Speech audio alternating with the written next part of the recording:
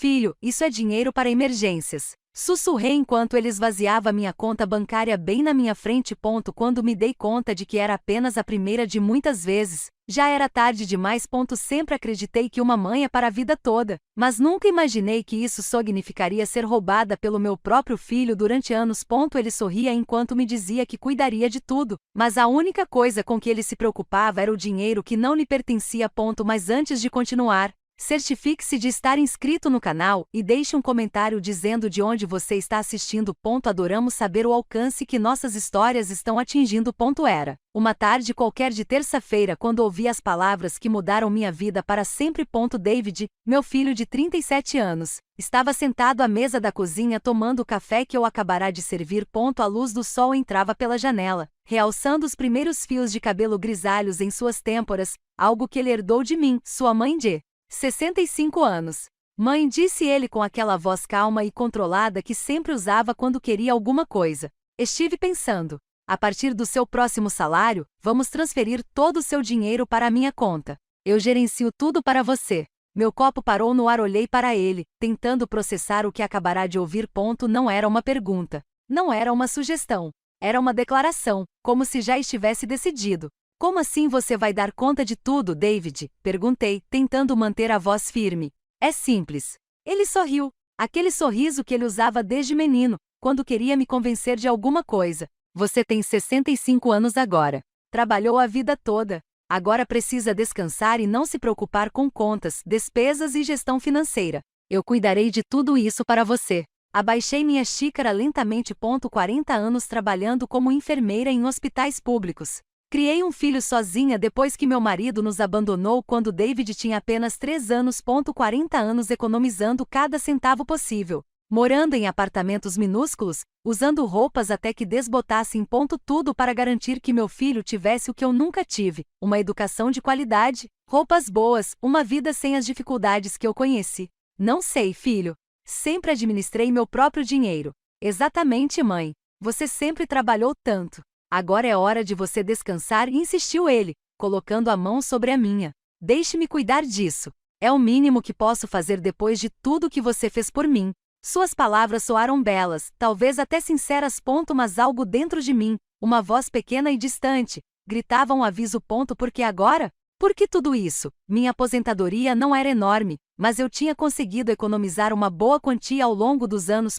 Eu tinha minha própria casa, pequena, mas confortável, e algumas economias. Vou pensar nisso, respondi finalmente. Não há muito em que pensar, mãe, disse ele. E por um instante, um lampejo de irritação cruzou seu rosto antes que o sorriso retornasse. É para o seu próprio bem. Confie em mim. David foi embora naquela tarde, deixando para trás um envelope com documentos bancários para que eu assinasse. Documentos que lhe dariam acesso irrestrito às minhas contas. Passei horas encarando aqueles papéis com o coração pesado de dúvidas. Foi aí que comecei a me lembrar de pequenos detalhes. Como David, que ganhava 4 vezes a minha pensão, nunca trazia nada quando vinha jantar todas as sextas-feiras com a esposa. Como ele havia pedido dinheiro emprestado diversas vezes nos últimos anos sem nunca pagar de volta. A casa que ele comprou há 2 anos tinha móveis caros que eu sabia que o salário dele sozinho não seria suficiente para comprar. Naquela noite, fiz algo que nunca tinha feito antes. Peguei todos os meus extratos bancários dos últimos 6 meses e comecei a analisá-las linha por linha. E lá estava. Um saque de $1.800 em uma agência do outro lado da cidade. Feito num dia em que eu estava trabalhando no hospital. Um saque que eu nunca tinha feito antes. Meu coração disparou enquanto eu continuava procurando. Outro saque desconhecido 2 meses antes. Uma transferência para uma conta que eu não reconheci. Com as mãos trêmulas, peguei minha carteira. Meu cartão de débito estava lá, como sempre. Então me lembrei. 3 meses antes, David havia pedido minha bolsa emprestada por alguns minutos enquanto eu tomava banho, dizendo que precisava conferir uma receita médica que eu havia anotado. A realidade me atingiu como um soco no estômago. Meu próprio filho estava me roubando. Na manhã seguinte, fui ao banco assim que ele abriu. O jovem gerente, não muito mais velho que David, olhou para mim com uma mistura de compaixão e desconforto enquanto eu explicava a situação. Senhora linda, isso acontece com mais frequência do que a senhora imagina, disse ela suavemente. Fraudes familiares são muito comuns, especialmente contra idosos. Deseja registrar uma queixa formal? Uma queixa formal contra meu próprio filho, O menino que eu segurava nos braços em noites febris, para quem eu costurava fantasias de super-heróis, a quem eu defendia ferozmente das injustiças do mundo. Não respondi, engolindo o nó na garganta. Por agora, só quero alterar todas as minhas senhas e solicitar novos cartões. E hesitei. Gostaria de verificar se existem outras contas ou empréstimos em meu nome. A investigação revelou o que eu mais temia: um cartão de crédito que eu nunca havia solicitado, com uma dívida de $7.500. Uma conta de luz referente a um endereço que não era o meu. O endereço da casa de David. E o pior de tudo, um empréstimo de $15.000 em meu nome, feito há um ano, que prejudicou seriamente meu histórico de crédito. Saí do banco com a sensação de ter envelhecido 10 anos. Naquela manhã, vaguei sem rumo pelas ruas, tentando entender como a criança que eu havia criado, a quem amava mais do que a mim mesma, havia se transformado nesse estranho que roubava da própria mãe. Quando David ligou naquela tarde, deixei cair na caixa postal. A mensagem dele foi: Clara, mãe, passarei aí hoje à noite para pegar os documentos assinados. Já providenciei a transferência para o mês que vem. Foi então que tomei minha decisão. Passei o resto do dia fazendo ligações para uma empresa de mudanças, para um advogado recomendado pelo gerente do banco e, finalmente, para uma imobiliária. Na manhã seguinte, quando David chegou à minha casa para o jantar de sexta-feira, ele não faltou em nada. Afinal, era comida caseira de graça. Fui eu quem o surpreendeu. A casa estava completamente vazia. David ficou paralisado na porta da sala de estar, com o rosto estampado em descrença. Sua esposa, Vanessa, olhou por cima do ombro dele, com os olhos arregalados. Mãe, o que aconteceu? Onde estão os móveis? Onde está a TV? Sua voz oscilava entre preocupação e acusação. Eu estava sentada na única cadeira que restava na casa, uma cadeira de cozinha estrategicamente posicionada no centro da sala de estar vazia. Sorri calmamente, algo que não fazia há muito tempo. Eu os vendi, respondi simplesmente. Vendeu? Como assim vendeu? Por quê? David entrou na sala apressadamente, olhando em volta como se os móveis pudessem estar escondidos em algum lugar. Eu precisava do dinheiro, expliquei, mantendo a voz firme.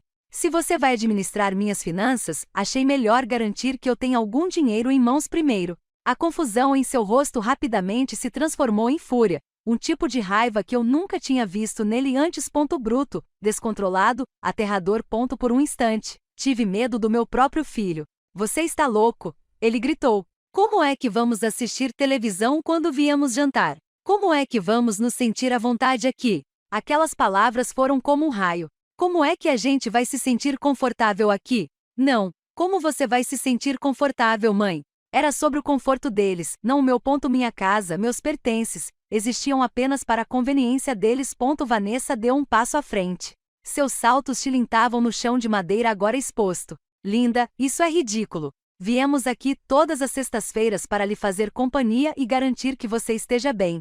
E é assim que você nos retribui? Egoísta. A palavra não dita pairava no ar entre nós. Eu, a mulher que abdicou da própria vida para que David pudesse ter tudo. A mulher que durante 37 anos colocou as necessidades dele acima das suas. A mulher que trabalhava em turnos duplos para pagar a faculdade dele. Egoísta. O jantar ainda não está pronto, eu disse calmamente. Na verdade, não haverá jantar hoje. Se estiver com fome, pode ir comer em outro lugar. O silêncio que se seguiu foi pesado. David olhou fixamente para mim como se eu fosse um estranho. E talvez eu fosse uma versão de mim que ele nunca conheceu, e que eu mesma estava apenas começando a conhecer. Você precisa pensar muito bem no que está fazendo, disse David por fim, com a voz fria e calculista. Uma mulher da sua idade sozinha, sem uma família que realmente se importe com ela. Isso pode acabar muito mal. Sou tudo que você tem, mãe. Lembre-se disso. A ameaça estava mal disfarçada.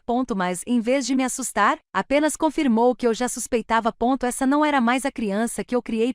Este era um homem que via a própria mãe como um recurso a ser explorado. Uma comodidade. Uma conta bancária. Eles saíram batendo a porta. Ouvi o carro ligar com o rugido do motor. E então, finalmente sozinha. Soltei um longo suspiro que nem sequer percebi que estava prendendo. Naquele momento de silêncio absoluto, numa casa vazia de móveis, mas repleta de memórias, comecei a compreender a profundidade da minha traição. Não era apenas o dinheiro. Era a confiança, o amor, a relação sagrada entre mãe e filho. Na semana seguinte, David tentou me ligar várias vezes. Ignorei todas as ligações. Em vez disso, segui o conselho do advogado que consultei. Primeiro, documentei tudo. Cada saque não autorizado, cada conta fraudulenta, cada centavo que me foi tirado sem meu conhecimento. O total me deixou sem fôlego. $32.000 ao longo de 3 anos. Para alguns, pode não parecer muito, mas para mim, representou anos de economias cuidadosas, de sacrifícios diários, de escolher entre necessidades porque eu não podia ter tudo. Ao organizar as provas, revivi nossa história, a minha e a de David. No dia em que nasceu, vermelho e furioso, como se protestasse contra sua chegada ao mundo. Nas noites em que trabalhava no turno da noite no hospital, eu o deixava com um vizinho porque não tinha outra opção. O sacrifício de recusar um segundo casamento porque o pretendente não aceitaria criar o filho de outro homem.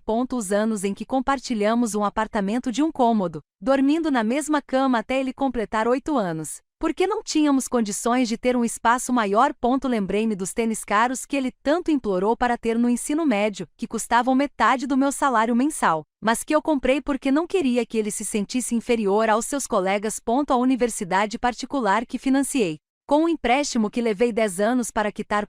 5 anos após sua formatura, quando ele continuou morando comigo sem contribuir com um único centavo, economizando seu dinheiro enquanto eu pagava por tudo. E como ele retribuiu todos esses sacrifícios roubando de mim quando comecei a envelhecer, me tratando como um restaurante gratuito às sextas-feiras, planejando assumir o controle total do pouco que eu havia conseguido economizar. Uma semana após o confronto, David apareceu sem avisar. Dessa vez, ele estava mais calmo, com aquele sorriso ensaiado que usava quando queria me manipular. Mãe, vamos conversar como adultos, disse ele. Você vendeu todos os móveis por impulso. Claramente, você está tomando decisões ruins. Isso só prova que você precisa da minha ajuda. Eu olhei para ele. Olhei para ele de verdade, de um jeito que não fazia muito tempo. Vi a vaidade em seus olhos, as roupas caras, o relógio de luxo em seu pulso.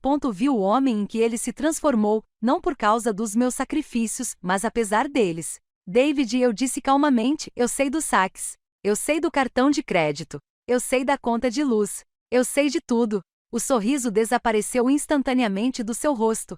Não sei do que você está falando, respondeu ele, mas sua voz tremia ligeiramente. Tenho todos os documentos. Já falei com o advogado. O que você fez é fraude, David. É crime. Ele empalideceu. Você não faria isso comigo. Eu sou seu filho. Sim, você é meu filho. E porque você é meu filho, vou lhe dar uma escolha que você não me deu. Ou você me devolve todo o dinheiro que me pegou com juros, ou vou à polícia. Sua reação foi previsível. Primeiro negação, depois raiva. Finalmente, quando ele percebeu que eu não recuaria diante de ameaças mal disfarçadas. Você vai se arrepender disso. Ninguém vai acreditar em você. Vão pensar que você está com algum problema de senilidade. Eu esbocei um sorriso triste. Eu tenho todos os extratos, David. Tenho gravações das minhas conversas no banco. Tenho provas documentadas de cada cheiro que você tirou de mim. Não é a minha palavra contra a sua. É você contra as provas. Ele saiu furioso, batendo a porta com tanta força que pensei que ela fosse quebrar.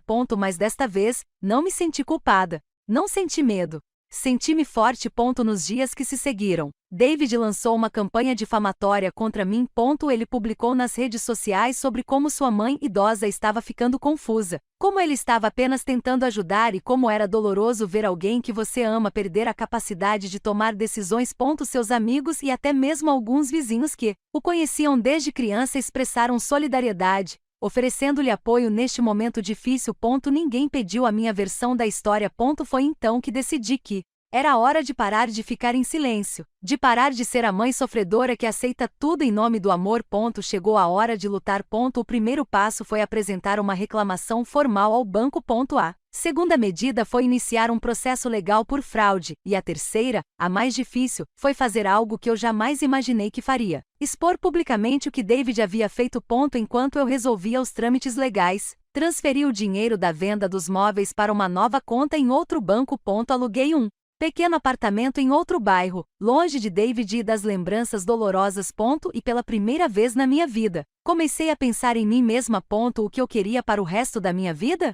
Que tipo de futuro eu poderia construir agora, aos 65 anos, começando praticamente do zero? A resposta veio de um folheto na sala de espera do advogado. Nunca é tarde demais para recomeçar. Era um anúncio de um programa de empreendedorismo para idosos. Fiquei olhando para aquele pedaço de papel colorido por um longo tempo. Recomeçar. Uma frase que eu jamais imaginei que faria parte da minha vida nesta idade. Os 3 meses que se seguiram foram os mais intensos e transformadores da minha vida. Embora o processo legal contra David estivesse se arrastando, decidi que não ficaria esperando.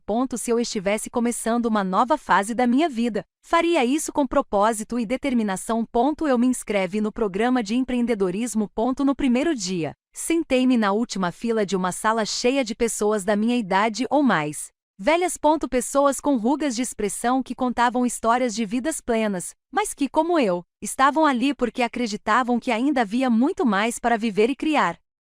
Por que você está aqui? Perguntou o instrutor, um homem de meia idade com entusiasmo contagiante. Quando chegou a minha vez, as palavras saíram antes que eu pudesse filtrá-las, porque descobri que criei um ladrão, não um filho, e agora preciso descobrir quem eu sou, além de ser a mãe dele. Houve um momento de silêncio consternado, seguido por aplausos inesperados, olhares de compreensão e acenos de solidariedade. Naquele instante, percebi que não estava sozinho. Muitos ali estavam recomeçando a vida após traições, perdas e decepções. Durante as aulas, redescobri uma paixão que havia deixado adormecida por décadas. Quando eu era jovem, antes de David nascer, adorava fazer doces caseiros. Minha avó, uma portuguesa de personalidade forte e mãos habilidosas, me ensinou receitas tradicionais que aperfeiçoei ao longo dos anos. Mas quando a vida se tornou uma luta constante pela sobrevivência como mãe solteira, essa alegria foi substituída pela necessidade. Com o incentivo dos instrutores e dos meus colegas, voltei a fazer doces. Primeiro, compartilharei as fotos em sala de aula e depois, aceitarei encomendas menores. As tortinhas de creme, os pequenos pastéis de nata portugueses, as trufas de chocolate, os famosos brigadios brasileiros e os cocos em chamas, os bolinhos brasileiros que saíram das minhas mãos eram mais do que sobremesas. Eram declarações de independência. Cada venda, por menor que fosse, representava algo que era completamente meu, algo que David não podia me tirar porque vinha das minhas habilidades, da minha criatividade, do meu trabalho. Entretanto, o processo legal revelou mais camadas da traição de David. O advogado descobriu que ele havia usado meu nome como fiador em um empréstimo para reformar sua casa, sem meu conhecimento. Que havia feito compras online com cartões registrados em meu nome e que havia abusado sistematicamente da minha confiança de maneiras que eu jamais imaginei serem possíveis. As provas eram irrefutáveis. E por fim, os advogados de David sugeriram um acordo. Ele me devolveria os $32 mil que me tirou, mais $10 mil por danos morais, e admitiria publicamente o que fez, limpando meu nome e meu histórico de crédito. Quando recebi a notícia, eu estava na cozinha comunitária que aluguei para fazer meus doces em maior escala. Minhas mãos estavam cobertas de farinha, e o ar estava impregnado com o cheiro de canela e limão. Senti uma mistura de alívio e tristeza. Alívio porque a justiça seria feita. Tristeza porque nenhuma quantia em dinheiro poderia reparar o vínculo rompido entre mãe e filho. Na noite anterior à assinatura do contrato, recebi uma ligação de David. Após semanas ignorando suas tentativas de contato, decidi responder. Sua voz soava diferente, mais grave e sem a arrogância habitual. Mãe, podemos conversar antes de amanhã? Só nós duas. Hesitei. Uma parte de mim queria acreditar que ele estava realmente arrependido. Que o filho que eu criei, a quem amei apesar de tudo, ainda estivesse lá, em algum lugar dentro desse homem que me traiu. Sobre o que, David? Sobre nós. Sobre reconstruir. Eu sei que fiz coisas terríveis, mas você é minha mãe. Sempre haverá um nós. Não é verdade? Fechei os olhos, sentindo o peso daquelas palavras. Por quase 4 décadas, nós significava que minhas necessidades vinham depois das dele, que meus sonhos podiam esperar, que minha vida existia a serviço dele. Não, David, respondi finalmente. Não existe mais nós. Existe você, que precisa lidar com as consequências de suas escolhas, e existe eu, que finalmente estou aprendendo a viver para mim mesma. Ele começou a protestar, a implorar, a manipular, como sempre fazia. Mas algo havia mudado em mim. Suas palavras já não tinham poder sobre meu coração ou minhas decisões. Nos veremos amanhã no escritório do advogado. Boa noite, David. Desliguei o telefone e voltei a preparar as minhas tortinhas de creme. Cada movimento metódico, esticando a massa, cortando círculos perfeitos e preparando o recheio cremoso. Era uma afirmação. Cada doce finalizado era uma lembrança tangível do que eu era capaz de criar com minhas próprias mãos. Na manhã seguinte, assinei o acordo sem derramar uma lágrima. David evitou meu olhar durante toda a reunião, respondendo apenas com monossílabos quando seu advogado lhe fazia perguntas. Sua esposa, Vanessa, não apareceu. Quando tudo terminou e o advogado saiu para fazer cópias dos documentos, ficamos sozinhos na sala de reuniões por alguns minutos. Um silêncio pesado pairou entre nós. Por que você fez isso, David? Perguntei finalmente, não com raiva ou acusação, mas com genuína curiosidade. Você tinha um bom emprego, uma casa bonita. Por que roubar da sua própria mãe? Ele olhou para baixo, passando a mão pelos cabelos perfeitamente penteados. Não sei, murmurou ele. No começo foi só uma vez. Eu precisava dar a entrada na casa e estava sem dinheiro. Planejava pagar de volta. Mas depois ficou fácil. Você nunca perguntou. Você nunca verificou. A cruel simplicidade da sua resposta me atingiu como um tapa. Eu nunca perguntei. Nunca verifiquei porque confiava nele incondicionalmente, pois ele era meu filho. E os jantares de sexta-feira? Por que você vinha toda semana se nem gostava de passar tempo comigo? Ele deu de ombros com um gesto indiferente que me disse tudo o que eu precisava saber. Foi conveniente. Foi grátis. Era um hábito que o beneficiava, não a mim. Quando saí do escritório naquele dia com um cheque substancial e a promessa de que meu nome seria limpo, não senti a vitória que esperava. Mas senti algo igualmente poderoso. Liberdade. Libertação do peso da decepção, da traição, das falsas esperanças. Nos meses seguintes, meu pequeno negócio de doces caseiros cresceu além dos meus sonhos mais ambiciosos. Comecei vendendo em feiras locais e depois para cafés do bairro. Criei uma página nas redes sociais que surpreendentemente ganhou seguidores rapidamente, especialmente depois que uma influenciadora local experimentou minhas tortas de creme e as declarou as melhores da cidade. Com o dinheiro do acordo e os lucros crescentes dos doces, consegui comprar um pequeno apartamento em um bairro tranquilo perto do mar. Nada de extravagante, mas completamente meu. Decorei o espaço com móveis simples, mas aconchegantes, cores vibrantes que sempre quis usar, mas nunca me permiti, e uma cozinha equipada com tudo o que eu precisava para meu novo ofício. David tentou entrar em contato comigo algumas vezes após o acordo. Ele me enviou presentes no meu aniversário e mensagens no Natal e Ano Novo. Respondi com uma polidez distante, mantendo uma fronteira clara e intransponível. Alguns amigos e familiares não entenderam minha decisão de manter distância. Mas ele é seu filho, diziam eles, surpresos. Família é para sempre. Eu apenas sorria e respondia: sim, ele é meu filho e sempre será. Mas amar não significa tolerar abusos. Amar também inclui respeito e limites. Numa tarde de domingo, enquanto preparava uma encomenda especial para o casamento de um cliente, recebi uma visita inesperada. Vanessa estava à minha porta sem David, parecendo desajeitada e deslocada em seu elegante terno em meu prédio simples. Posso entrar? Perguntou ela, sem o tom arrogante de que eu me lembrava. Hesitei, mas a curiosidade venceu. Convidei-a para entrar na sala de estar e ofereci-lhe café, que ela recusou. Vim porque acho que você deveria saber, começou ela, olhando para as próprias mãos. David e eu estamos nos separando. A notícia não me surpreendeu tanto quanto deveria. Sinto muito, respondi, porque me pareceu a coisa certa a dizer. Não fique assim, ela me deu um sorriso triste. Descobri que não era a única a ser enganada. Havia outras mulheres com contas secretas e mentiras sobre o emprego dele, sobre dinheiro, sobre tudo. Assenti com a cabeça em silêncio. O padrão me era familiar. Vim porque queria que você soubesse que fez certo em ir embora, continuou ela. Na época achei que você estava sendo cruel, que estava exagerando, mas agora eu entendi. De alguma forma, esse reconhecimento por parte de alguém que havia participado dos jantares de sexta-feira, que havia me chamado de egoísta, trouxe uma validação que eu nem sabia que precisava. Obrigado por me contar, eu disse sinceramente. Antes de sair, Vanessa parou e olhou para as caixas de doces preparadas no meu balcão. Você parece feliz, observou ela. Sou eu, respondi, percebendo a verdade contida nas palavras enquanto as pronunciava. Não da maneira como imaginei que estaria aos 65 anos, mas estou. Depois que ela saiu, voltei para minha cozinha e continuei trabalhando nos convites de casamento. Cada movimento era preciso. Cada suíte era perfeita, como a vida que eu estava construindo. Não é perfeito no sentido convencional, mas é perfeito para mim. À noite, sentei-me na pequena varanda do meu apartamento, ouvindo o som distante das ondas e saboreando uma das minhas tortas de creme com uma xícara de chá.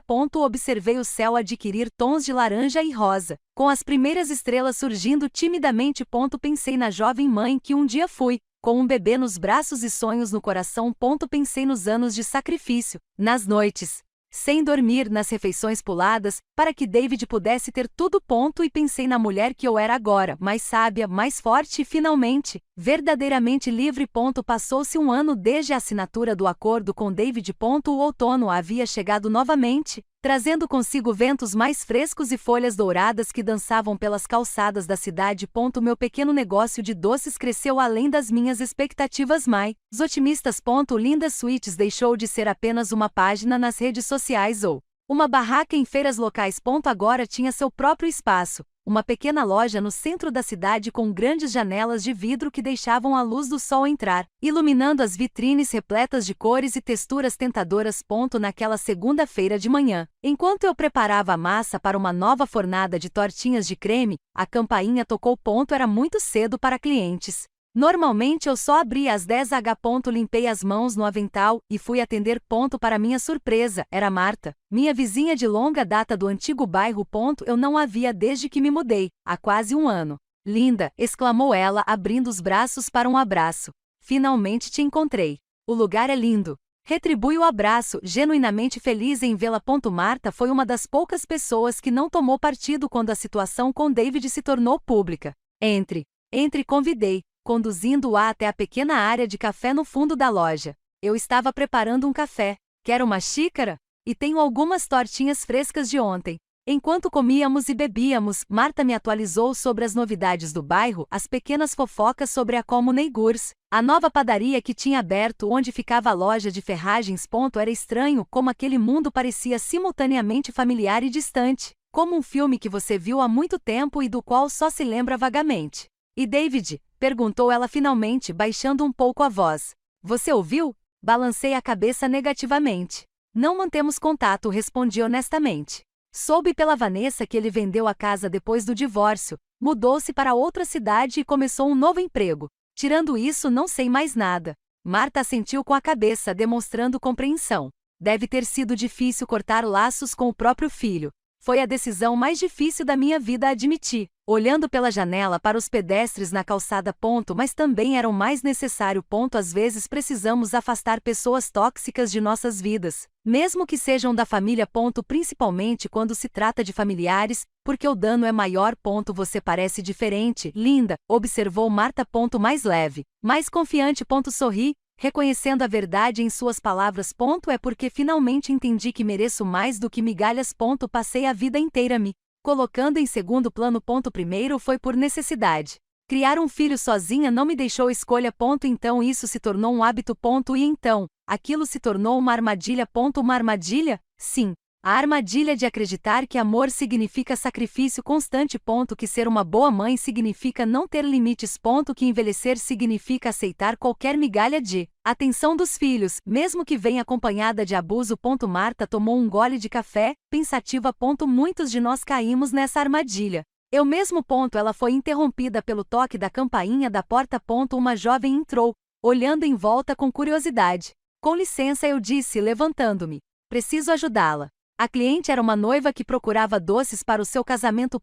Enquanto conversávamos sobre sabores e quantidades, notei que Marta me observava com um sorriso. Quando terminei com o cliente que foi embora, prometendo voltar com o pedido confirmado, Marta se aproximou. Você encontrou seu lugar no mundo? Ela disse. Não era uma pergunta. Eu encontrei. Eu confirmei. Aos 66 anos, quem diria? Depois que Marta saiu, voltei para a cozinha e continuei preparando os doces do dia. Cada movimento era agora familiar, quase meditativo. Enquanto trabalhava, refletia sobre a jornada do último ano. Não tinha sido fácil. Houve noites em que acordei chorando, sentindo a ausência de David como um buraco no meu peito. Houve momentos em que quase liguei para ele, quase cedi à velha necessidade de manter a paz a todo custo. Houve dias em que me questionei se estava Sendo muito dura, se deveria lhe dar outra chance. Mas aí me lembrei dos extratos bancários, das contas fraudulentas, da frieza calculada com que ele havia planejado assumir o controle total das minhas finanças. E a determinação retornou. O primeiro mês após o acordo foi o mais difícil. Usei parte do dinheiro para alugar um espaço na cozinha comunitária, onde produzia meus doces 3 vezes por semana. Nas primeiras semanas, eu estava gastando mais do que ganhando. Comecei a pensar que tinha cometido um erro terrível, que era velho demais para recomeçar. Foi Celeste, uma senhora de 80 anos que também usava a cozinha comunitária para fazer conservas, quem me deu a perspectiva de que eu precisava. Linda, quantos anos você tem? 65. Ela bufou, ajustando os óculos na ponta do nariz. Você poderia viver mais 20, 30 anos. Vai passar todo esse tempo se arrependendo do que perdeu, ou vai construir algo novo? Suas palavras, diretas e sem sentimentalismo, eram exatamente o que eu precisava ouvir. Na semana seguinte, investi em embalagens melhores, criei cartões de visita e comecei a promover meu trabalho de forma mais ativa. O ponto de virada aconteceu quando Teresa, dona de um charmoso café no centro da cidade, experimentou minhas tortinhas de creme. Ela não só fez um pedido para a loja dela, como também me convidou para participar de um festival gastronômico local. Foi lá que meus doces chamaram a atenção de mais pessoas, incluindo a influenciadora local mencionada anteriormente, que os divulgou para seus seguidores. Os pedidos começaram a chegar em grande quantidade. Primeiro alguns por semana, depois vários por dia. Em 6 meses, consegui alugar meu próprio espaço. Essa lozinha que agora era meu santuário e meu meio de subsistência. O toque da campainha me trouxe de volta ao presente. Chegaram mais clientes. Amanhã se transformou em tarde e a tarde em início de noite, sem que eu percebesse. Quando finalmente virei a placa de aberto para fechado, senti o agradável cansaço de um dia produtivo. Voltei para casa a pé, como fazia todos os dias. Meu apartamento ficava a 15 minutos a pé da loja, uma distância perfeita para esticar as pernas e organizar meus pensamentos. O caminho atravessava uma pequena praça onde os idosos jogavam dominó e as crianças brincavam sob a supervisão de babás e avós. Às vezes, ao observar aquelas famílias, eu sentia uma pontada de tristeza. Eu me perguntava se algum dia teria netos, se David formaria sua própria família, se um dia nos reconciliaríamos. Mas aí me lembrei de que a vida não segue roteiros, que às vezes as histórias que imaginamos para nós mesmos precisam ser reescritas. Que os finais felizes nem sempre são como nos contos de fadas. Meu final feliz estava sendo escrito agora, pouco a pouco, dia após dia. Foi nos sorrisos dos clientes que provavam meus doces, nas amizades que fiz com fornecedores e outros comerciantes locais, na liberdade de tomar minhas próprias decisões, grandes ou pequenas, sem ter que levar em conta as expectativas ou manipulações de ninguém. Quando cheguei em casa, encontrei um envelope na minha caixa de correio. Não havia remetente, apenas meu nome e endereço escritos à mão com uma caligrafia que reconheci imediatamente. A caligrafia de David. Por um instante, fiquei parado na entrada do prédio, encarando o envelope, como se fosse algo vivo e potencialmente perigoso. Uma parte de mim queria rasgá-lo sem nem mesmo lê-lo. Outra parte de mim ansiava por notícias dele, por algum sinal de verdadeiro remorso. Subi até meu apartamento e coloquei o envelope sobre a mesa da cozinha. Preparei um chá, tomei um banho e fiz uma refeição leve. Durante todo esse tempo, o envelope permaneceu ali como um visitante silencioso, aguardando atenção. Finalmente, sentei-me e abri. Dentro havia uma carta escrita à mão e uma foto antiga. Eu segurando o bebê David nos braços, sorrindo para a câmera com aquela mistura de exaustão e alegria que só as mães de primeira viagem conhecem. A carta era curta. Mãe, não espero perdão nem mesmo uma resposta. Só queria que você soubesse que comecei a fazer terapia há 6 meses. Estou tentando entender por que fiz o que fiz, porque magoei a pessoa que mais se sacrificou por mim. A terapeuta disse que tem um longo caminho pela frente. Reconstruir a confiança, se é que isso é possível, leva anos, não meses. Primeiro preciso me tornar alguém digno de confiança. Vi sua loja nas redes sociais. Parece incrível. Eu sempre soube que você fazia os melhores doces do mundo. Tenho orgulho de você, mesmo que eu não tenha o direito de me sentir assim. David, li a carta várias vezes tentando encontrar a manipulação oculta, a agenda secreta, mas, surpreendentemente, não parecia haver nada. Sem pedidos, sem tentativas de justificar, sem apelo implícito à reconciliação. Coloquei a carta na gaveta onde guardo documentos importantes. Eu não respondi. Eu não estava pronto. Talvez eu nunca chegue a ser. Mas algo mudou naquela noite. Um pequeno nó de amargura que eu nem sabia que carregava começou a se desfazer. Não era perdão, ainda não.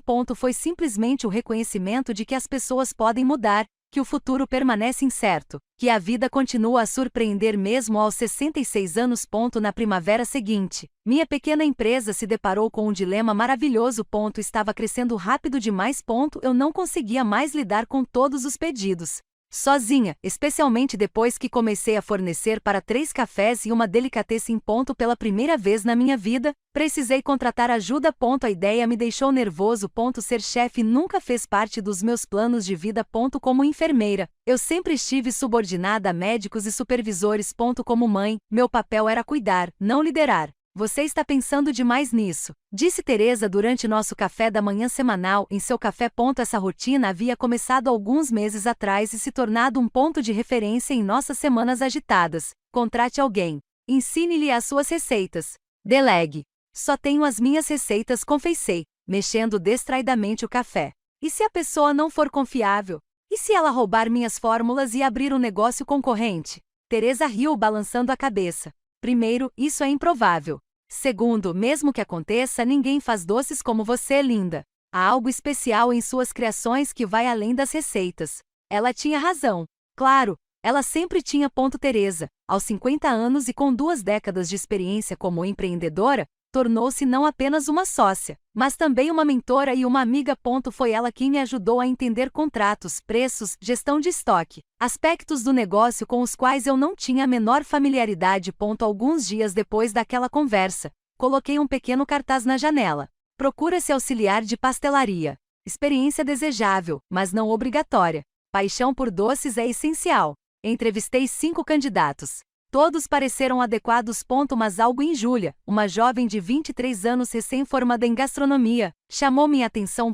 Talvez tenha sido seu entusiasmo genuíno, o brilho em seus olhos ao provar meus doces, ou a história que ela compartilhou sobre ter aprendido a fazer trufas de chocolate com sua avó quando tinha 6 anos.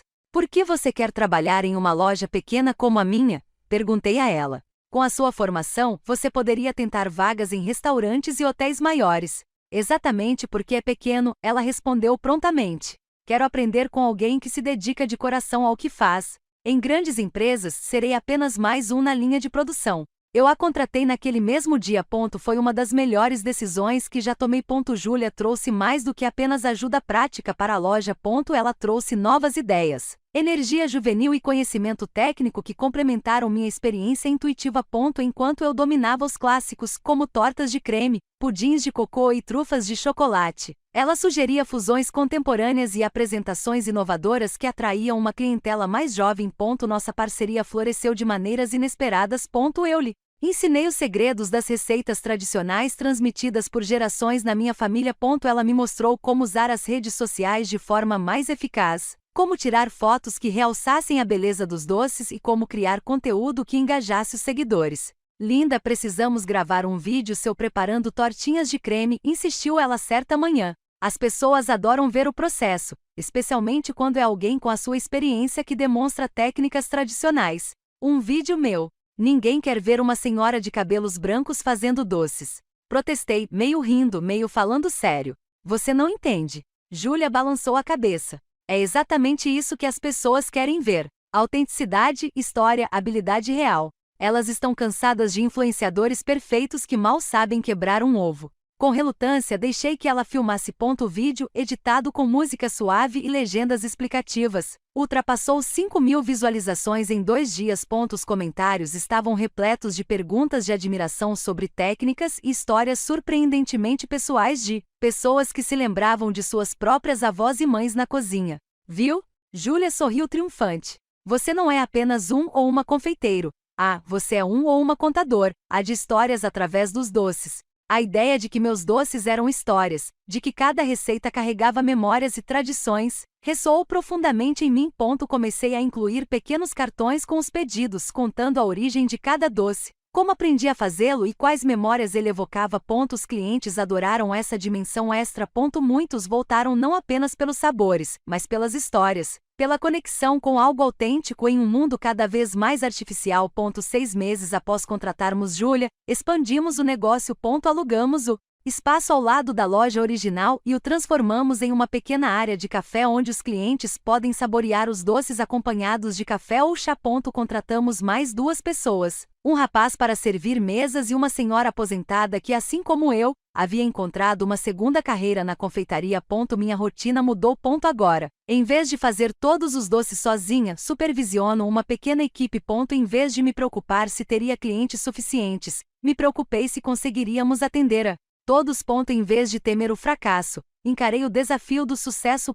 Em uma tarde particularmente movimentada, enquanto preparávamos uma grande encomenda para um casamento, recebi uma visita inesperada. Eu estava na cozinha ensinando a nova funcionária a fazer o creme perfeito para as tortinhas de creme quando Júlia veio me chamar. Linda, tem um homem perguntando por você. Ele disse que é seu filho. Meu coração parou por um segundo. Já haviam se passado quase 2 anos desde o confronto com David. 1 ano e meio desde o acordo judicial. 1 ano desde a carta dele que eu nunca respondi. Diga a ele que estou ocupada, respondi automaticamente, com a velha cautela ressurgindo. Júlia hesitou. Ele parece nervoso. Disse que só quer 5 minutos. Respirei fundo, tentando decidir o que fazer. Uma parte de mim queria se esconder na cozinha, protegida pelas panelas e pelos funcionários. Outra parte, a mais forte, sabia que eu não podia fugir para sempre. Diga a ele que o encontrarei no café em 5 minutos. Usei esse tempo para me recompor. Lavei as mãos, tirei o avental e ajeitei meu cabelo, que agora estava completamente branco. Dei uma olhada rápida no meu reflexo no pequeno espelho do banheiro dos funcionários. O rosto que me encarava era o de uma mulher mais velha. Sim, mas também mais confiante, mais serena do que a pessoa que eu era há 2 anos. David estava sentado em uma mesa de canto, olhando nervosamente pela janela. Ele parecia mais magro, mais velho. Havia algo diferente nele que eu não conseguia identificar de imediato. Olá, David, eu disse, sentando-me à sua frente. Ele olhou para mim e eu vi a surpresa em seus olhos. Será que ele esperava a mãe submissa de antes? A mulher que aceitava tudo, que nunca se impunha, que vivia para ele. Mãe, começou ele, com a voz um pouco trêmula. Você está diferente.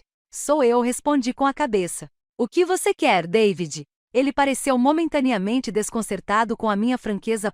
O antigo David teria assumido imediatamente o controle da conversa, ditando os termos com sutileza e manipulação. David parecia inseguro. Eu queria te ver, ele finalmente respondeu. Saber como você está, o lugar, é incrível. Nunca imaginei que seria capaz de construir algo assim. Terminei quando ele deixou a frase no ar. Não é isso, disse ele rapidamente. É que você sempre pareceu tão cansado, tão resignado à vida. Agora você parece vivo. Ele acenou com a cabeça, exibindo um pequeno sorriso nos lábios. Sim, vivo. Ficamos sentados em silêncio por um instante. Júlia apareceu, trazendo 2 xícaras de café e um prato com uma seleção dos meus doces. Por conta da casa, disse ela com um sorriso, mas seus olhos silenciosamente perguntavam se eu estava bem. Dei-lhe uma leve acenada com a cabeça. Ainda estou fazendo terapia, disse David depois que ela saiu. Já se passaram 2 anos. Tem sido difícil confrontar quem eu sou, o que eu fiz, por que eu fiz e por que você fez isso. Fiz a pergunta que me atormentava há anos. Ele encarava o café como se as respostas pudessem estar flutuando na superfície escura. No início, era apenas por conveniência. Você estava lá, disponível. Nunca fazia perguntas. Mais tarde, isso se tornou uma espécie de direito adquirido na minha cabeça, como se tudo que você tinha fosse parcialmente meu por direito de nascimento. A honestidade crua daquelas palavras doía, mas também trazia um estranho tipo de alívio.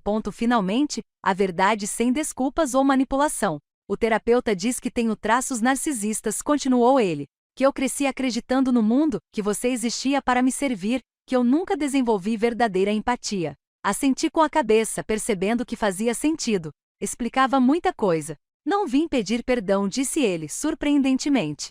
Sei que algumas coisas são imperdoáveis. Vim porque parte do meu processo terapêutico é reparar os danos sempre que possível. E eu queria que você soubesse que estou tentando mudar, que reconheço o dano que causei. Olhei para ele com outros olhos. Esse não era o David que eu conhecia. Arrogante, manipulador, sempre com uma intenção oculta, sempre com um plano secreto. Esse homem parecia mais humano, falível e consciente de suas falhas.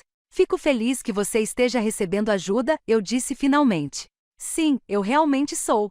Obrigado, respondeu ele, e vi lágrimas se formando em seus olhos. Eu não esperava nada de você, nem mesmo que você me visse, mas queria dizer pessoalmente que sinto muito por tudo. Naquele instante, algo mudou entre nós.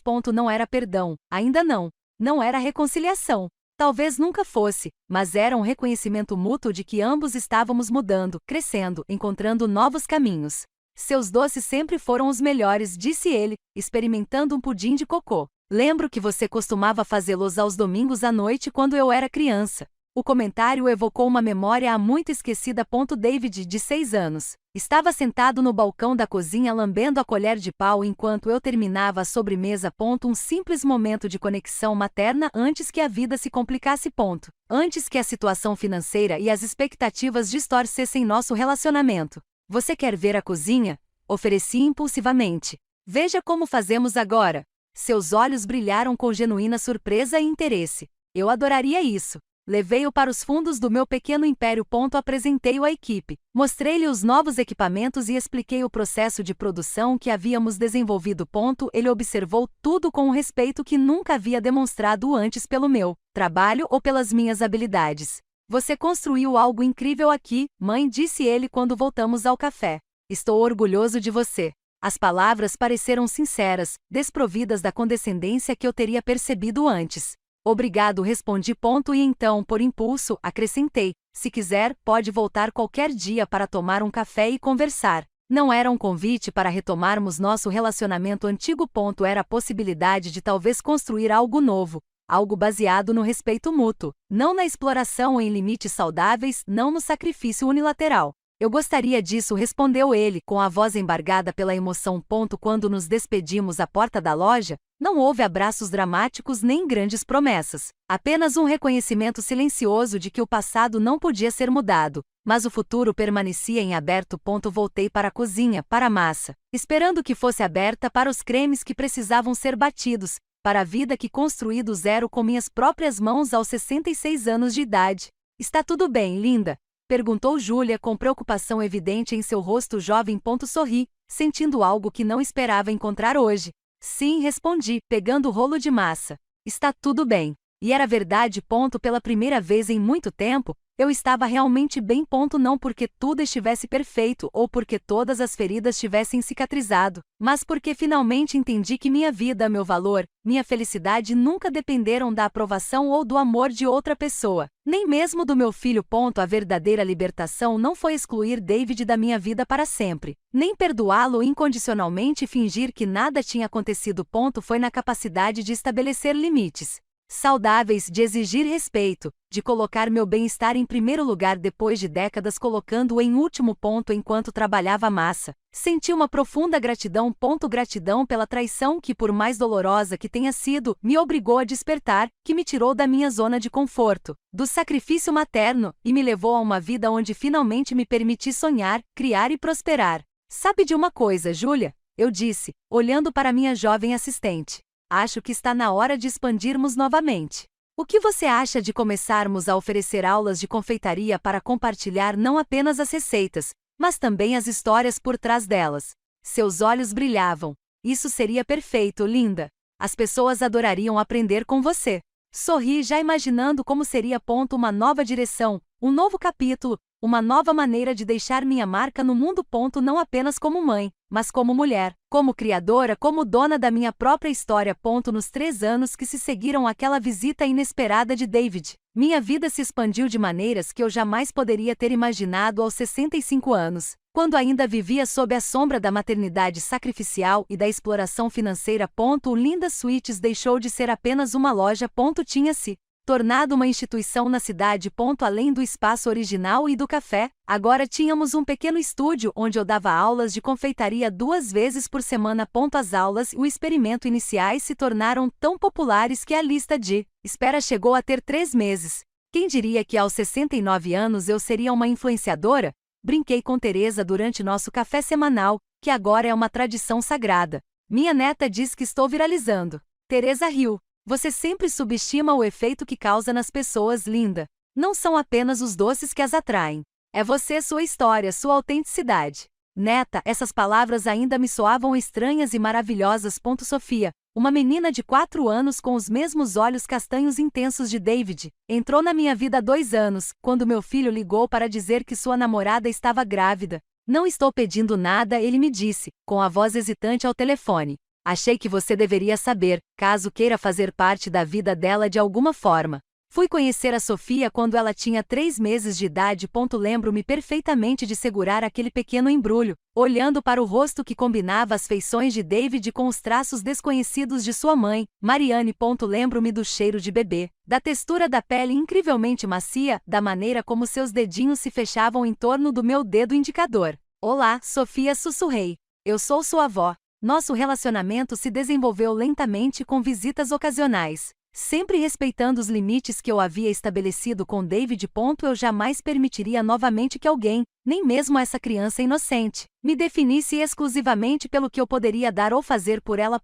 A relação com David continuou complexa. Houve momentos de conexão genuína, como quando ele me ajudou a resolver um problema com o sistema de refrigeração da loja, ou quando compartilhamos lembranças de sua infância. Durante o almoço. E houve momentos de tensão, dinâmicas antigas tentando ressurgir quando eu precisei lembrá-lo firmemente dos novos termos do nosso relacionamento. Você nunca vai confiar completamente em mim, não é? Perguntou ele certa vez, depois que recusei gentilmente sua oferta de ajuda com a contabilidade da loja. A confiança, uma vez quebrada, jamais é totalmente restaurada, respondi sinceramente. Mas isso não significa que não possamos construir algo novo, algo diferente. Ele assentiu com a cabeça, aceitando essa nova realidade. Nosso relacionamento agora era como uma ponte cuidadosamente reconstruída após um desastre. Funcional, mas com cicatrizes visíveis e limites claros quanto ao peso e à carga que pode suportar. Naquela manhã de primavera, enquanto conversava com Teresa, meus pensamentos vagaram para o futuro. Aos 69 anos, eu me via novamente diante de decisões que jamais imaginei ter que tomar. Júlia quer se tornar sócia, confessei a Teresa. Ela apresentou um plano de negócios bem detalhado, incluindo a expansão para uma segunda loja, uma linha de produtos embalados para supermercados e até mesmo um pequeno livro de receitas. E o que você acha? Perguntou Teresa, sempre direta. Estou com medo, admiti. Tenho medo de perder o controle do que construí. Tenho medo de que, se eu desistir de qualquer parte disso, alguém tente tirar tudo de mim novamente. Teresa estendeu a mão e apertou a minha. Linda, o que aconteceu com David foi uma traição específica, não uma regra universal. Júlia provou seu valor e lealdade ao longo dos anos. Eu sei, suspirei. Racionalmente, eu sei, mas o medo, deixei a frase incompleta. O medo é compreensível, mas não deixe que ele limite o potencial daquilo que você criou. Essa conversa ficou na minha cabeça quando voltei à loja para me preparar para uma aula de confeitaria. O estúdio já estava lotado. 12 pessoas de várias idades, de adolescentes a idosos, todas ansiosas para aprender a fazer tortas de cocô perfeitas. Enquanto ensinava, observando rostos concentrados, mãos desajeitadas, tentando reproduzir meus movimentos precisos. Percebi algo importante. O que eu havia construído não era mais apenas meu. Era maior do que o. Tinha se tornado uma comunidade, uma tradição, um ponto de encontro entre gerações. Após a aula, chamei Júlia ao meu pequeno escritório nos fundos da loja. Ela entrou, parecendo nervosa, provavelmente esperando uma resposta sobre seu plano de parceria. Quero te mostrar uma coisa, eu disse, abrindo uma gaveta e tirando um caderno antigo com capa de couro gasta e páginas amareladas. O que é isto? Perguntou ela, sentando-se à minha frente. Receitas da minha avó, expliquei, abrindo o caderno com cuidado. Receitas manuscritas com mais de 100 anos, originárias de Portugal, que sobreviveram a guerras, migrações e pobreza. Júlia olhou para o caderno com reverência, compreendendo seu valor histórico e sentimental. Nunca mostrei isso a ninguém, continuei. Nem mesmo David. Era o meu tesouro, o meu segredo. Mas percebi que segredos bem guardados morrem com a gente. Tradições não compartilhadas desaparecem. Linda, ela começou, mas eu a interrompi com um gesto. Aceito sua proposta de parceria com algumas condições. Podemos discutir os detalhes mais tarde. Mas quero que você entenda uma coisa. Estou confiando a vocês não apenas um negócio, mas um legado. Essas receitas, essas histórias fazem parte de quem eu sou, e fazem parte de quem você também se tornará, se continuarmos juntos nesse caminho. Seus olhos se encheram de lágrimas. Prometo honrar isso. Prometo cuidar desse legado como se fosse meu. Quando ela saiu do escritório, fiquei sozinho com meus pensamentos. Eu acabará de tomar uma decisão que mudaria o rumo do negócio que construí do zero. Eu estava abrindo mão do controle absoluto. Ao confiar em alguém novamente. A ideia ainda me assustava, mas de uma forma diferente. Era o medo saudável que acompanha qualquer grande mudança. Não o medo paralisante que nasce do trauma. Naquela noite, sentado na varanda do meu apartamento, reflete sobre a jornada dos últimos 4 anos. Da mulher submissa e explorada, a respeitada empresária. Da mãe que vivia apenas para o filho, ao ser humano multifacetado com seus próprios propósitos e sonhos. Do medo à coragem, da solidão à comunidade. No domingo seguinte, David trouxe Sofia para passar a tarde comigo. Tínhamos estabelecido essa rotina mensal, não tão frequente a ponto de me sobrecarregar, mas não tão rara que Sofia não me reconhecesse. Um equilíbrio que funcionou para todos nós. Vovó, podemos fazer doces? Perguntou Sofia assim que chegou, com os olhos brilhando de expectativa. Claro, meu amor. Hoje vamos fazer trufas de chocolate. O que acha? Enquanto preparávamos os doces juntas, eu no balcão e ela em um banquinho para alcançar a altura em que David observava da porta da cozinha. Havia algo diferente em seu olhar. Já não se tratava da expectativa de receber, mas da alegria de testemunhar. Ela fala de você o tempo todo, comentou ele quando Sofia foi lavar as mãos. Sobre os doces da vovó, sobre as histórias da vovó. Você é a pessoa favorita dela. Sorri, sentindo o calor daquele comentário. Ela também é muito especial para mim. Fico feliz que vocês tenham esse relacionamento, disse ele, hesitando antes de continuar. Havia uma relação melhor do que a nossa. A franqueza me surpreendeu. Diferente, corrigi gentilmente. Nem melhor nem pior, apenas diferente. David assentiu com a cabeça, demonstrando compreensão. Sabe o que mais me impressiona em tudo isso? Ele gesticulou, abrangendo minha cozinha, a loja, minha nova vida. Não é o sucesso em si, porém. É algo extraordinário. É que você construiu tudo isso depois dos 65 anos, quando a maioria das pessoas acha que é tarde demais para recomeçar. Nunca é tarde demais para viver autenticamente, respondi. O tempo perdido está perdido, mas o tempo que resta é uma dádiva. Ele passou por cima disso por um momento. Minha terapeuta diz algo parecido, que devemos parar de lamentar o passado que não podemos mudar e nos concentrar no futuro que ainda podemos criar. Sua terapeuta parece sábia. Eu sorri. Sofia voltou, interrompendo nossa conversa com pedidos por mais chocolate. Enquanto a ajudava a enrolar as pequenas bolas de trufa entre as mãos. Reflete sobre o significado mais profundo do que estava acontecendo. 3 gerações na mesma cozinha, uma tradição sendo transmitida, não apenas de receitas, mas de valores, trabalho árduo, criatividade, independência, resiliência e também limites saudáveis, respeito mútuo e expectativas claras. Lições que não consegui ensinar ao meu filho, mas que talvez eu possa ajudar a incutir na minha neta. Na semana seguinte, Júlia e eu assinamos os documentos da parceria. 51% para mim, 49% para ela, uma divisão que reconheceu sua participação crucial, ao mesmo tempo que preservava meu controle final sobre as decisões importantes. O contrato, cuidadosamente analisado pelo meu advogado, incluía cláusulas de proteção para ambas as partes e um plano de sucessão gradual. Daqui a 5 anos, se tudo correr bem, você terá a opção de comprar mais 20%, expliquei enquanto assinávamos os documentos. Com o tempo, este lugar será mais seu do que meu, e tudo bem. É assim que deve ser. Nunca mudarei o nome, prometeu ela. Sempre será Linda Sveits, mesmo quando você estiver aposentado em alguma praia. Eu ri ao pensar nisso. Aposentar-me de novo? Não, obrigado. Prefiro continuar fazendo o que amo até não conseguir mais segurar uma colher. Mas as palavras dela plantaram uma semente. Não se trata de aposentadoria após décadas de trabalho para sobreviver. Agora eu trabalhava por prazer e propósito, mas pensando em um futuro mais distante, no que restaria depois que eu não estivesse mais aqui.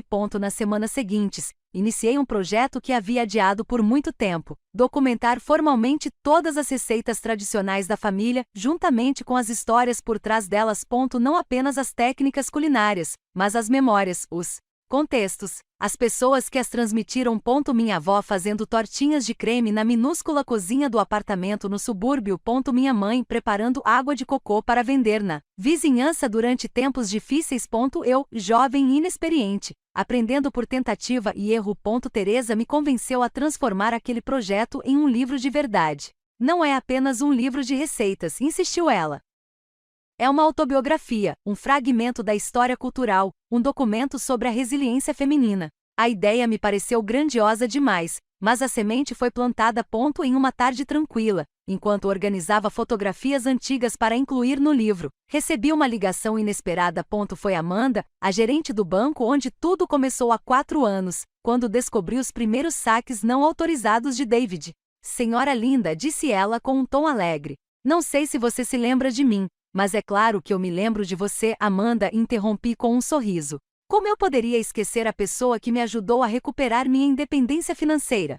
Ela riu. Fico feliz por ter causado esse impacto. Na verdade, estou ligando porque tenho um pedido um pouco incomum. Estamos organizando uma série de palestras sobre educação financeira para mulheres, especialmente mulheres mais velhas, e eu adoraria que você compartilhasse sua história. A proposta me pegou completamente de surpresa.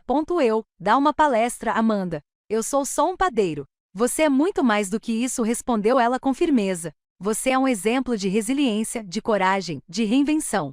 Sua história pode inspirar outras mulheres que enfrentam situações semelhantes. Abuso financeiro, exploração por parte de familiares, a sensação de que é tarde demais para recomeçar. Fiquei em silêncio, refletindo sobre suas palavras. Eu nunca havia pensado na minha experiência pessoal como algo que pudesse ter valor para outras pessoas além de mim. Você não precisa responder agora, continuou Amanda. Pense bem. Seria apenas um bate-papo informal com um pequeno grupo. Nada intimidador. Vou pensar nisso, prometi antes de desligar. Nos dias que se seguiram, a ideia de compartilhar minha história publicamente continuou me atraindo cada vez mais. Conversei sobre isso com Júlia, com Teresa e até com David durante uma de nossas conversas cautelosas.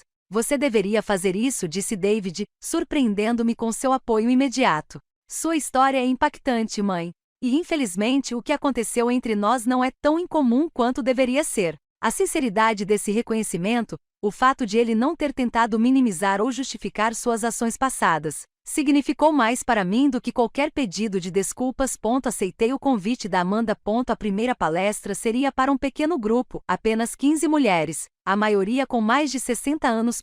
Preparei-me meticulosamente, escrevendo anotações, organizando meus pensamentos, tentando decidir o quanto compartilhar, como encontrar o equilíbrio entre honestidade e superexposição. Na noite anterior à palestra, liguei para David. Não sei exatamente por que, talvez buscando algum tipo de permissão, alguma confirmação de que eu estava fazendo a coisa certa ao transformar nossa história privada em algo público. Amanhã falarei sobre o que aconteceu entre nós, disse eu diretamente em um evento no banco. Houve um breve silêncio do outro lado da linha. Entendo, respondeu ele finalmente. Você tem todo o direito. Não vou usar seu nome, esclareci. Não se trata de expor você ou punir você. Trata-se de ajudar outras pessoas.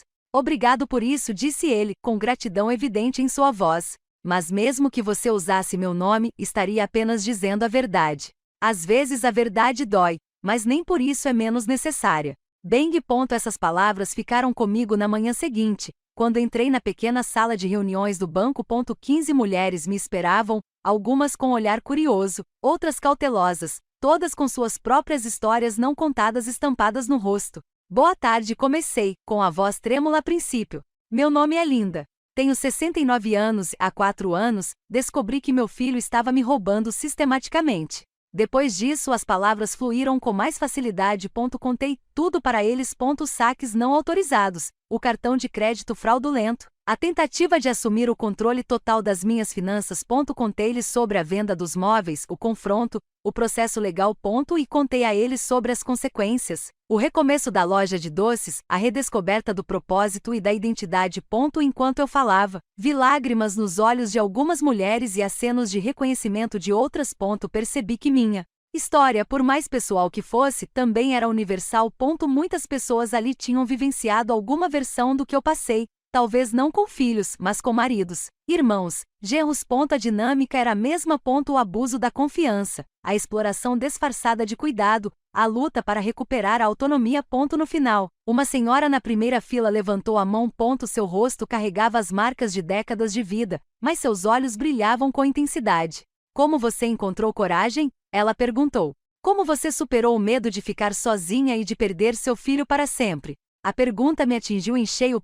Era exatamente a mesma pergunta que eu me faria 4 anos atrás. Se estivesse sentada naquela sala ouvindo outra mulher contar uma história como a minha, a coragem não surgiu de uma vez, respondi honestamente. Aconteceu aos poucos. Isso aconteceu quando percebi que já estava sozinha, mesmo com meu filho na minha vida. Que essa relação era baseada em exploração, não em amor verdadeiro. Fiz uma pausa, procurando as palavras certas. E quanto ao medo de perder meu filho, descobri que aquilo que eu realmente temia perder nunca existiu da forma como eu imaginava. O filho que eu pensava ter, aquele que me amava incondicionalmente, aquele que cuidaria de mim na minha velhice, era uma ilusão que eu mesma havia criado.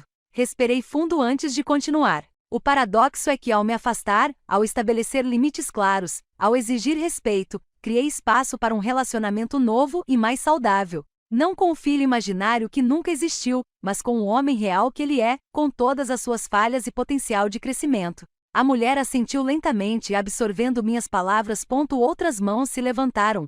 Outras perguntas surgiram. Fiquei surpresa com a minha própria clareza, com a confiança com que falei sobre assuntos que antes me causavam tanta vergonha e confusão. Ao final da sessão, várias mulheres vieram até mim para compartilhar brevemente suas próprias histórias, agradecer e pedir conselhos. Amanda observou tudo com um sorriso satisfeito. Foi impactante, disse ela quando o último participante saiu. Mais impactante do que eu esperava. Você se importaria de repetir, talvez para um grupo maior? Olhei para ela sentindo uma mistura de exaustão emocional e profunda satisfação. Sim, respondi. Acho que faria tudo de novo. Saí do banco naquela tarde com uma nova compreensão do que havia conquistado nos últimos anos.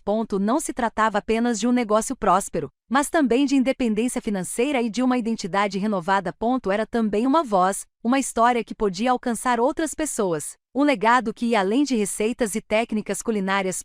Nos meses que se seguiram, ministrei mais palestras em bancos, centros comunitários e associações de aposentados, sempre com a mesma mensagem central. Nunca é tarde demais para recuperar o seu poder, estabelecer limites saudáveis e recomeçar. O livro que eu havia começado como uma simples documentação de receitas de família evoluiu para algo mais abrangente. Uma mistura de memórias, receitas e reflexões sobre a maternidade, o envelhecimento e a autodescoberta na terceira idade. Lições doces, receitas para recomeçar. Foi publicado no meu aniversário de 70 anos, um presente que me dei. No dia do lançamento, uma pequena livraria local organizou um evento. Não esperava muito. Talvez alguns clientes fiéis da loja, alguns amigos, a Júlia e a equipe. Fiquei surpreso ao encontrar a livraria completamente lotada, com pessoas até mesmo esperando na calçada. Na multidão, vi rostos familiares e desconhecidos. Teresa estava lá, claro, junto com outros comerciantes locais que haviam se tornado amigos. Júlia e os funcionários da loja estavam todos usando camisetas com o logotipo da Linda Sveits. Mulheres que assistiram às minhas palestras, algumas trazendo amigas ou familiares. E, lá no fundo, quase escondido, estava David. Ao lado dele, Mariane segurava a mão de Sofia. Meu filho não havia confirmado que estaria lá, e sua aparição inesperada me emocionou mais do que eu gostaria de admitir. Quando chegou a minha vez de falar, olhei para aquela sala cheia de pessoas que de alguma forma haviam se tornado parte da minha história. Pessoas que me ajudaram a reconstruir minha vida, que testemunharam minha transformação, que acreditaram em mim quando eu duvidava de mim mesma. Aos 65 anos comecei. Eu achava que minha vida estava praticamente acabada, que meu único papel restante era o de uma mãe cada vez mais invisível, uma velha cada vez mais descartável. Eu estava errado. Passei os dedos pela capa do livro, sentindo a textura sob minha pele enrugada. Mãos que agora contavam histórias de trabalho, criação, amor e dor. Este livro não é só sobre doces, embora eles sejam deliciosos. Continuei arrancando risos da plateia. Trata-se de transformar a amargura em doçura, de recuperar os ingredientes da vida que nos foram tirados e criar algo novo, algo inteiramente nosso. Nossos olhares se cruzaram brevemente. Não havia acusação no meu olhar, nem culpa no dele, apenas o reconhecimento mútuo de uma jornada compartilhada. Embora tivéssemos caminhado em lados opostos do caminho por muito tempo, às vezes as lições mais importantes vêm tarde na vida. Continuei. E por vezes as maiores traições podem levar às libertações mais profundas. Não sou grato pela dor, mas sou grato pelo crescimento que veio depois dela. Sofia acenou com a cabeça entusiasticamente do fundo da sala, completamente alheia ao contexto mais profundo das minhas palavras, apenas feliz por ver sua avó sendo homenageada. Assenti com a cabeça, sorrindo. Este livro é um legado, concluí. Não apenas para minha neta ou para as futuras gerações da minha família, mas para qualquer pessoa que acredite que seja tarde demais para mudar, crescer e prosperar. Nunca é tarde demais para descobrir quem você realmente é além dos papéis que desempenhou para os outros. Quando terminei de falar, a sala irrompeu em aplausos. As pessoas faziam fila para que eu autografasse seus exemplares do livro. Cada pessoa tinha uma palavra gentil, uma história pessoal para compartilhar, uma conexão para estabelecer. David esperou até que a fila diminuísse para se aproximar de Sofia, que caminhava saltitante ao seu lado. Isso foi lindo, mãe, disse ele simplesmente. Tenho orgulho de você. De verdade. As palavras poderiam ter soado como as antigas manipulações, mas não soaram.